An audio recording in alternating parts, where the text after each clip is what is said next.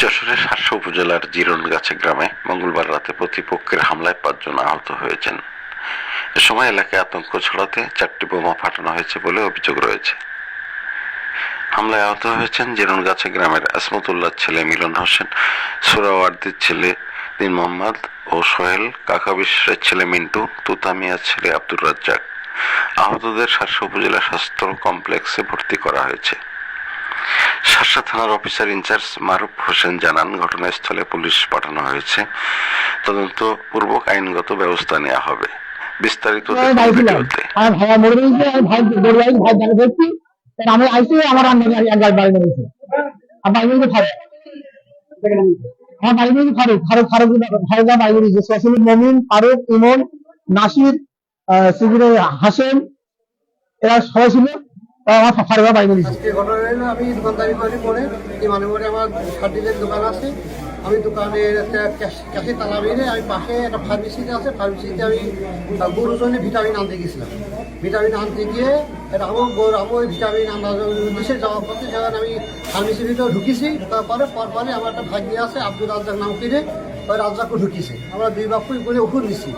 ওষুধ নিয়ে ওষুধ শেষ পর্যায়ে টাকা পয়সা মিটিয়ে দিয়ে যখন ওষুধ নিয়ে যখন বেরোচ্ছি, সেই মুহূর্ত থেকে ফারুক আর মমিন, ফারুকের হাতে দাঁড়িয়েছে, মমিনের হাতে লাঠি, আমাদের দুই বাপুর উপরে হামলা চালাই। আমার তো বুকেরা লাঠি মারে, আমি পড়ে গেলাম। পড়ে যাওয়ার পরে আমার রাজ্জাক আছে আমার ভাগ্নে, তো ভাগ্নের উপরে কোপ আর লাঠি।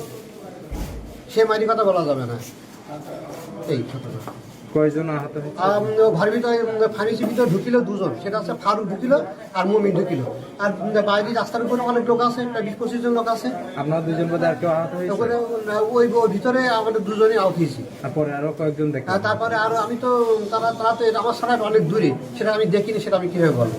কিন্তু আমার শরীর সামনে আমার হ্যাঁ বোমের শব্দ পাইছি। আবার যখন আমাদের মেরে যখন হল্লা দিয়ে যাচ্ছে, তখন বোমের শব্দ পাওয়া গেছে। কিন্তু আমি তো তখন আমি আমার ভাগ্নে নিয়ে আমি ব্যস্ত। আমি তো খাইছি। তারপর আমার ভাগ্নে মাথা এমন ফাটা ফিটেছে, এমন কোপটা মিটেছে, ওর আমি রক্ত বন্ধ করতে পারছি না। ওর আমি নিজেই আমার নিজের সেন্স হারাই যাচ্ছে, ওর রক্ত দেখে আমার নিজের সেন্স হারাই যাচ্ছে। ঠিক আছে, তখন ওরা যখন বেরিয়ে ওরা দোকানের সামনে সরিয়ে গেছে, তখন ওই দোকানের মধ্যে ওকে বের করে নিয়ে আমি সাইড করে বেরিয়ে। অতর্কিত হামলাটা কেন করলো? কোনো দলীয় কোনো কোন্দল কিনা? দলীয় দেখা যাচ্ছে বিএনপির ভিতরে গৌরব আছে, ওদের অনেকদিন থেকে রিসার্চি আছে, সেই সূত্রপাত হিসেবে হতে পারে। কিন্তু আমরা কিছুই জানিনি এক কথায়, মানে একদম পুরো অজানার ভিতরে এসে ওরা হামলা চালাচ্ছে।